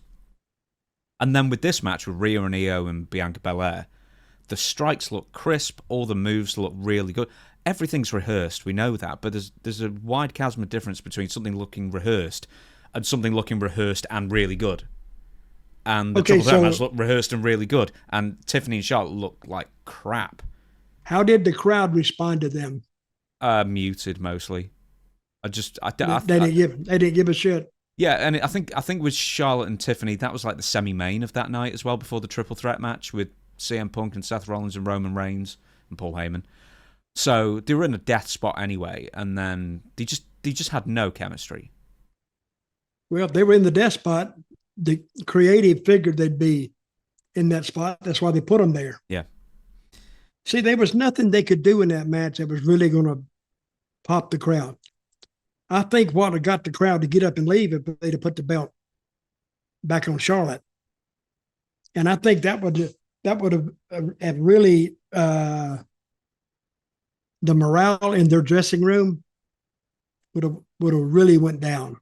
She's been gone for how long? A year and a half? Yeah, a little over a year, I think. Yeah. Yeah, but I think the right girl won and Charlotte is how old now? She's like my age, late 30s maybe. Mm-hmm. But it's not about age though, is it? It's about TV age, and she's been on TV for a very long time. She's been on TV for like 10 forever. Years. Yeah. Oh, forever. And I think she relied too much on the Flair name. But her work doesn't, I think she patterns her work after Rick a little bit. It doesn't fit. I don't think it's ever fit with her. But her interviews with little Tiffany, I think it was perceived as bullying. And even though they didn't like her, they disliked her so much that they didn't even boo her. I don't think there's any money with Charlotte unless they just do something just totally overhaul her. Yeah, I think you're right. I genuinely thought Charlotte was going to win. I thought they were going to stick with their guns. Not that I knew for a fact that Charlotte was going to win, but I figured that was the original creative, and then they just thought, this isn't working. And to be honest, Charlotte's not had one good match since she's been back, whereas Tiffany has. Well, they had a problem with her when they gave her first angle. And I don't know, the talking back and forth. Oh, and that then one, Tiffany, yeah. If they had a problem with her, and if you got to babysit somebody like that, it's supposed to be a pro, and she knows better. Now, Tiffany is learning, and if they thought she was going to be if they put the title on her, now they just bring the problem into them closer. Now they're going to have other issues with her. So I think we may. How long is Charlotte's contract for? 3 years? That I don't know. I don't know when it's up. I've no idea. But I mean, keep in mind they would have frozen her contract since she was injured anyway. So if she re-signed recently, then she'll be there for a good long time yet. Well, they can freeze it if they want to, but they cannot freeze it. Mm-hmm. That's true. And what I can say, they can say, well, she's coming up here in the next 6 months. Her contract ending. So we don't know. So let's keep a close watch on this. Yeah, I'll be interested as well. Let's go over to Raw then. A few interesting bits happened on Raw. Good follow-ups. It was a very good show for a post-WrestleMania Raw. They've done some stinkers as of recent. I think the last best one was like in 2013 or 14 that had tons of stuff happening. This Raw had tons of stuff happening. So it was a good show. That's why the people watch the show. Mm-hmm. To see everything change. And everything did change on Raw. Everything changed. Randy Orton was established as John Cena's next opponent. We figure at Backlash next month. But there's going to be a few things we're going to be talking about. Gunther, your man. Yep. He lost the WWE Raw World's title to Jey Uso. No surprise there. More surprising is that he tapped out to his own choke that Jey Uso put on him as well. So, all the fans were chanting, you tapped out, you tapped out. Good old-fashioned taunting. But then Gunther goes to the commentators. And, you watched it. You tell us what happened. You don't need me to recount it. Well, I guess McAfee and the other announcer were bad-mouthing Gunther. And I just saw the highlights of it. I didn't see Raw. But he was over there telling Michael Cole to shut up. He didn't like him. He didn't like his voice. He didn't like what he was saying, this, that, and the other. And was trying to goad him into getting up and getting in the ring. And, of course, Michael Cole's not going to get up and do that. Finally, he reached over and just grabbed him. I mean, Michael Cole was on his feet at that time. And he grabbed him And I don't know if he tried to put the hold on him then, but then McAfee tried to get him off, and then McAfee and Gunther got into it, and the people popped big because the people there, they know he's not going to wrestle Michael Cole. But McAfee, they said that there's a match there. So that's what they're going for. And then McAfee cut loose on him, hit him a couple of shots. He backed up. And then they sent all the agents out to separate these guys. Hey, those agents have a full-time job just separating wrestlers now. And then he locked the hold on McAfee, and he put McAfee out. And McAfee, they helped him up, and you saw him walking around. But now, and I would be interested in seeing that match, because McAfee, he's won his first 2 matches. So I think they can kind of curate this and build this into something that other people would want to see. I want to see it already. Hope they just don't wear it out. And of course, you will see McAfee probably leave his announcing desk in a match with Gunther and go in there and try to put the hold on him. And what do you think it's going? Oh, I think Gunther will win. But I do too. I want to ask you this, Dutch. As in your booking days, obviously titles are won and lost.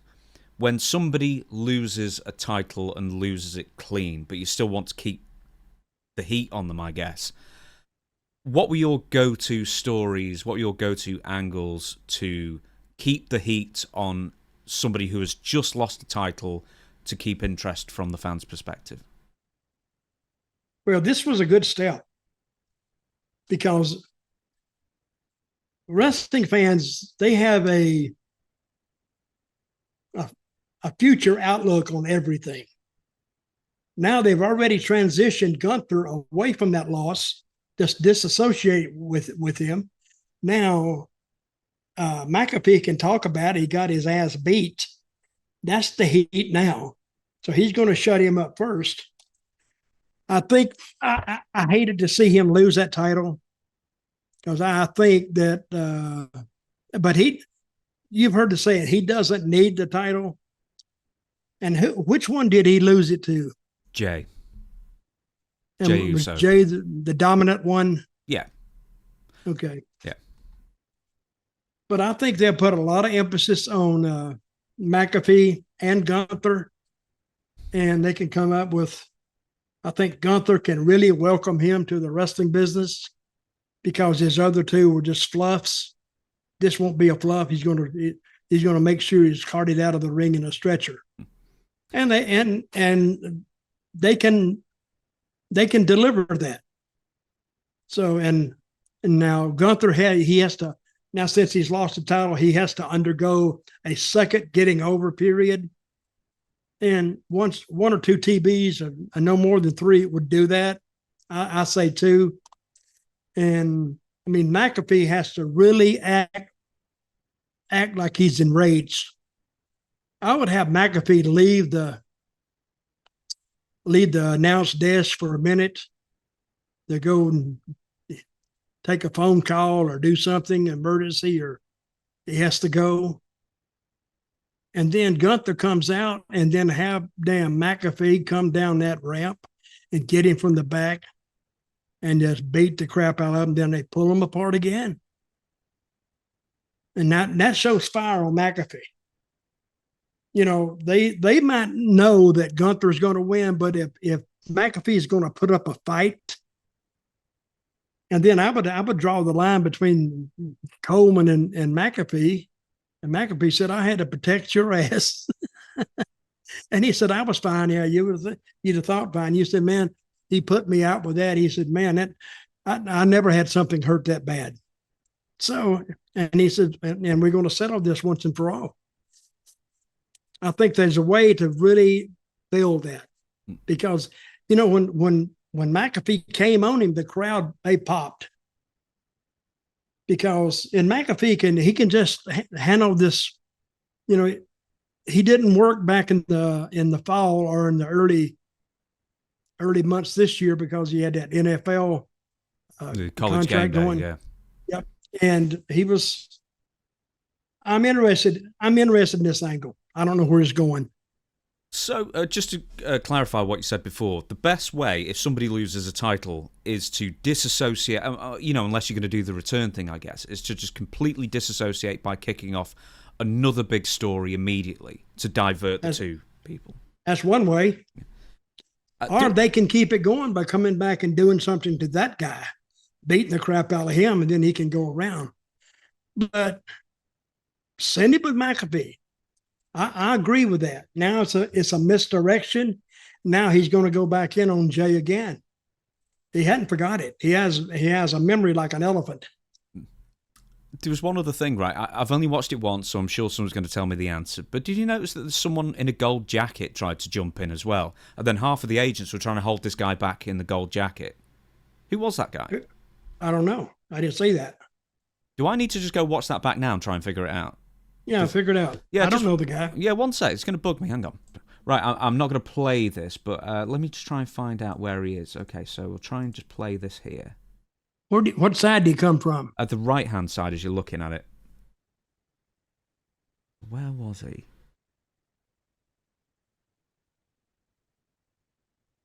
There, that guy. Is that just some randomer? No, I don't know who he is.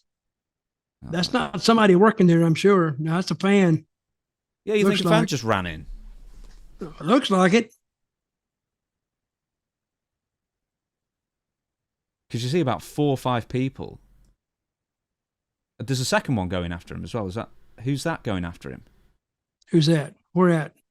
If I just play it again. He's got long hair. That's not a wrestler, is it? This guy here. Don't know if you can see my mouse, but who's that guy? I don't know who that is either. You think like 2 fans tried to jump the ring? As the third one? Yeah, all the agents are holding him back. Do you know what it might be? I think I know what it is. Because at WrestleMania, they pointed out that Pat McAfee's staff for the Pat McAfee show was in the audience. Okay. I think that's who it is. There we go. Mystery. Well, I don't know if it's Mystery Soul, but I think it might be Mystery Soul. Well, do you think, were they supposed to do that? Probably. Because, I don't know, I think the police would have been there to arrest pretty quickly if that wasn't planned. And they did have 18 agents out there. But you know what McAfee may be doing? He may be kayfabing his own people. Yeah, maybe. Yeah, because he's an announcer, right?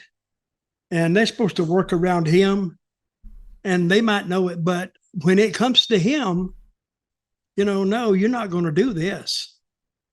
What if Gunther had just hauled off and just broke somebody's jaw? And he probably could too. But I don't know those guys, and it could be the staff because I saw something else his staff doing when they went with him out. I think the guy with the gold jacket went out with him. Maybe it was. Did you see? See if you can find when he's going up the ramp. I think one of those guys was with him. Okay, one sec. Okay, we're not doing the audio on this. We don't need to. So what do you want me to forward it through? No, till they get to the ramp. To the ramp. Oh, see that guy right there in a denim jacket? Yeah, did we see him? I think that long-haired guy was there as well. So because there wasn't any commentators telling us who they were, I thought it was a fan jumping over, but I think he might be. Yeah, I think he's a part of the crew there. Yeah, or I think he's with McAfee for some reason. Yeah, I think that was it. Right. That's what I think. Okay, then we're going to talk about one more thing, and then we solved that. Live on the show. We solved that in about 90 seconds. I was going to say, that's my mustache today. You've been preening that mustache the entire time we've been doing this. Every single time I've been talking, I've just been looking at you, just going, tugging away at it. It gives me something to do. Now, Rusev has returned. Rusev returns to the WWE after a 5-year hiatus with a stop-start run in AEW thrown into the mix before AEW benched Rusev for well over a year. Rusev scared off the New Day before taking on Alpha Academy. That's Akira Tozawa and Otis single-handedly. Yep. The crowd...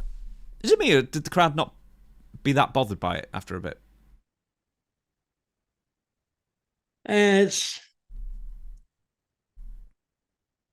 I'm going to say this. I don't know. Judging from his entrance, they know who he is. They're geared to boo him, but I don't like his outfit, and but just like the ones he wore before. But there's nothing that stands out about him, other than being, I guess, a Russian. I guess, but wasn't he from Croatia before? Nah, Bulgaria. Bulgaria. That's right. So, but I found his this thing he did with Otis was good. But they see that stuff all the time. But does he have any, like, anybody have any deep animosity toward Rusev? He didn't do nothing but beat Jack Swagger for 2 years. That's all he did. Then he lost to John Cena and The Rock. Oh, yeah. And that called him off. Oh, yep, quick. But I think they're going to have to do some real rehabilitation on Rusev. And I'm saying putting him with a manager is not the answer. And I would say putting him with Heyman, and since they've done all this stuff with Heyman and on this WrestleMania, they're wearing him a little thin too. Because the people kind of like him now. And I don't think I think what they've done, they have kind of driven the bad guys and the good guys together. So they're all just one big smudge of wrestling. And when they throw them out there, I mean, the ones that stand out to me are Gunther, Randy Orton right now. And I was wondering, when are they going to get back to Orton? Because Orton has all this built-in character development that people remember. So, and I think Cena's going to go against him on the next pay-per-view, or June the 7th. That's not the next one, but... No, that's the one after. I think that's Worlds Collide. That'll be the AAA thing. So, no, it'll be Backlash in May, I think, as well. Before we mention that, actually, here's my issue with Rusev's re-debut, is that he re-debuted against pretty low-level guys in Otis and Akira Tozawa, who they've not done anything with Otis, despite how popular it is. They've not done anything with Otis of any importance for a long time. And now I'm just thinking, man, now he's going to be in a program probably with Otis, and that's opening card stuff pretty much. And I don't hold out much hope for Rusev. Yeah. I was going to say, it's going to be a work in progress for WWE Creative to get Rusev back to the point to where he was before, because he had Lana then. I don't think Lana's going to come with him on this trip. Are they divorced? Are they remarried or what? Oh, they apparently claimed that their whole divorce was a work and that they were always married. I don't even know where this came from, but they are married still, is the latest. Well, I'm like the fans. I've lost interest in them, to tell you the truth. Because sometimes, people can work social media and some people can't.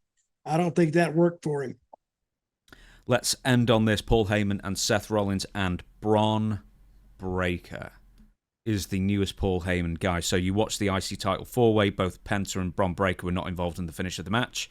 So Judgment Day is going to go through their breakup, and then Bron Breakker, without losing the belt, he lost the belt, but without taking a pinfall, he's now ascending the ladder into seemingly the main event. I can almost see him as like a Gunther level player going forward in 2025 now. So at the end of WWE Raw last night, Seth Rollins and Paul Heyman stood tall over CM Punk and Roman Reigns after Bron Breakker surprised Roman with his far superior spear to officially turn heel, not that he was ever really a babyface, I guess, and to set up seemingly Roman Reigns and CM Punk versus Seth Rollins and Bron Breakker. A couple of questions. One, what do you make of Paul Heyman taking on more proteges, more charges, as it were? Well, he runs the risk of burnout. Too much Paul Heyman, but not that he's going to talk double, but he needs to have, I mean, this came out of nowhere and we kind of predicted it, but I predicted that he would go back with Roman. And I don't really foresee a big success story with Braun Breaker. Braun Breaker and Seth. Brother, my brain's burnt. This is another one I'm going to have to sit back and watch and see where they go with it. But I think at the end of this, it's going to be Von Breaker going back on the other side after a run, and I don't know how he would do as a heel. Because he doesn't cheat, he just beats them up. I was going to say, I mean, you always said with Bray Wyatt when he was the Fiend, it's like, what's there to boo? He just kills people. And what I'm saying, Von Breaker going with the Heyman. Okay, so he went with Heyman. He didn't backstab anybody. He didn't backstab Roman Reigns. He hardly had any other than they worked in the same company. Where is the connection there? I think maybe doing it with CM Punk would have been better. I think, but I don't know. I got a lot of things to watch. They were some things that lead in different directions. Now we got something to watch. And I think the criticism from this point out gets heavier toward Triple H. And up to this point, or up to the point, say, a month ago, they had done a fantastic job of, reinvigorating the WWE talent. Now, they almost have too many people that they're pushing. Now, they got a big roster. I know that. And when you have too many people, you only got so many angles to do anyway. You only got so many. And when you give everybody, and Russo used to tell me this, put everybody in something. Well, that's good to a degree, but you only got so many angles you can do. So then you're going to come around and you're going to do almost the same angle you did 3 months ago with another group. So you got to watch yourself there. See, when I booked before, my first 3 matches were like straight up matches. They just go out there and wrestle, straight up winner. Sometimes I just beat the babyface straight up. No cheating and no nothing. And the last 3 or 4, then I would tell the story. That's what they're going to come see anyway. That's why they're called preliminaries. Because if fans miss the preliminaries, they don't think they've missed anything. But, start with that, a match or 2 down from that semifinal. If they get there to watch the show from then on out, they're happy. So we'll see how they're going to handle this. It's a lot of work for creative to do, and let's see how they do it. My question is, how many creative sessions does Triple H attend? Oh, I wouldn't know that. He couldn't attend. He's got to attend some of them. Maybe he just does like the production meetings at TV. Maybe he just does those. Okay. When did they have creative meetings? SmackDown has to have one and Raw has to have one. But the creative meetings will, for the most part, take place in Connecticut, I guess. And then when they fly out, then they'll discuss everything and finalize it for the night, I suppose. I'm going to find out the answer to that. I want to pick up. I'm sorry, I want to pick up on something you said beforehand. You said Paul Heyman runs the risk of spreading himself too thin. A bit ironic, but with thinness.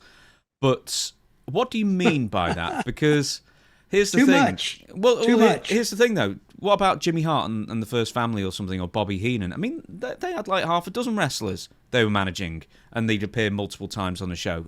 Is Paul Heyman not geared towards that kind of exposure? Different era. It was 40 years ago. People hadn't seen that. That's what I'm saying.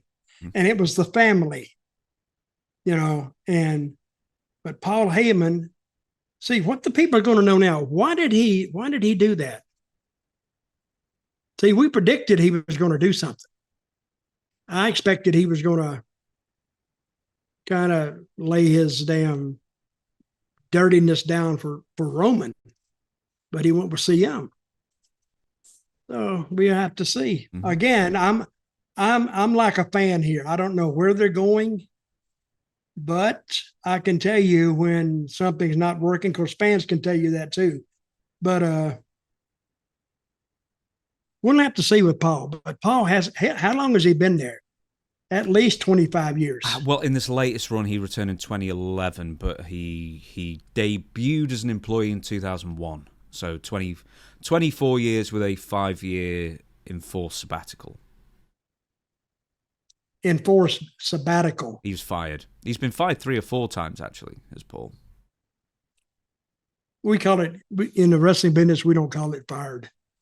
We call it released. Mm-hmm. He was released into the wild several times. Yeah, but him and Vince never got along, really.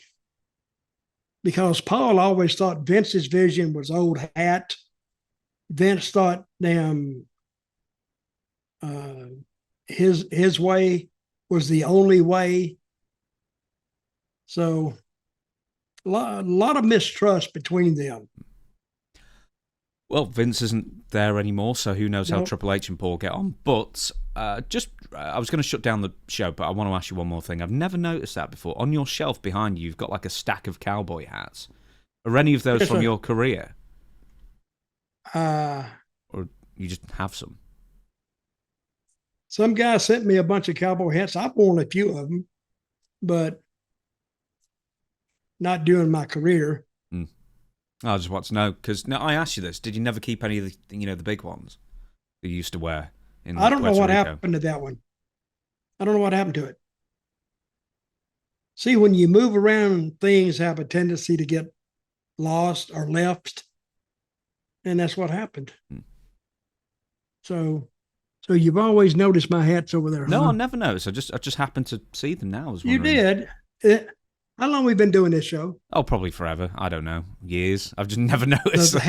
Those hats have been there forever. Well, there you go then. So you're accepting hat donations now, are you? I am. Very good. Hat donations. Hey, contribute to the hat. Just the I was gonna tell you a story. Okay. This happened a long time ago, and I was thinking about Bobby Eaton. Of course, he's passed on now. What a great guy he was. And he was from Huntsville, Alabama. He was the epitome of the Southern boy. Slap you on the back, and he was happy all the time. And, so he had a match in Huntsville, Alabama, where he was from, and he was going to wrestle the original Sheik. And I had a good crowd that night in Huntsville, a lot better than what Huntsville usually would do. But so I wrestled the semifinal. I forgot. I come back, and I was taking a shower, and I was drying off, and all of a sudden I heard this big kaboom or commotion from the arena floor. And where I was from the arena floor, you had to go through this walkway. And I said, damn, that's awful damn loud for that. I said, well, what's going on over there? So I walked over there, and I thought the crowds had gotten to the Sheik, and people were just having a riot over there. So as I was going through the little tunnel way, I see the Sheik coming toward me. And I went, damn, it's not him. I said, hey, man. He said, hey, how you doing? So he kept going. And I went out, and there was this fight going on the far side of the arena. I went, and all the people were over there watching this fight. And I went over there, and it was Bobby Eaton beating the living shit out of a guy. And I don't know if the guy, or he had said something to Bobby or whatever. Finally, I pulled him off of him. The guy was trying to leave, say he's sorry, and beg off all at the same time. And Bobby had some big hams on him, and he was wailing the hell out of that guy. And I finally pulled him up. I said, Bobby, stop. Get back. That son of a bitch. You know, he had a real heavy Southern accent. And I got him back, and, you know, the cops come and got the guy, and they let him off. And I got him back in where I could talk to him. I said, what the hell was that? He said, I said, did the Sheik do something, or what happened? He said, no. He said, after the match, you know, the people were up and yelling, and my mother was there. My mama was there, and she was saying, Bobby, you should have won. And some guy looked at her and said, oh, sit down, you fat old bitch. That's all it took. And Bobby heard him, and here he come. And he whipped, it was around ringside too. He beat his ass from the front row of ringside back during, you know, say 5 or 6 rows of chairs, all the way back to like a little, had some bleachers there. He beat him halfway up the bleachers. And it was, I've never seen a man, his ass get whipped that bad. And you think he's going to sue? Guess what? Never saw him again, ever. He never came back. And every time I used to see Bobby, I said, damn, just remind me not to call you mama a bitch. He said, oh man, stop it. So was this in the Ghoulies territory? Oh yeah, it was that. But it was but Bobby, he was too much. And nobody ever tested Bobby, because he had a punch that would just knock you out, and everybody knew that. So, but Bobby, nobody wanted to fight Bobby anyway. Bobby, everybody loved him anyway. I was going to say wonderful tribute. Oh, it's a tribute of sorts, I guess, to Bobby Eaton to close out the show. So everybody, thank you so much for watching. We will be back on Sunday for Ask Dutch Anything. Once again, if you want to email the show with your questions for that particular show, Ask Dutch Anything, you go to questionsfordutch@gmail.com. But until then, we'll see you on Sunday. We the people. We the people. See you then.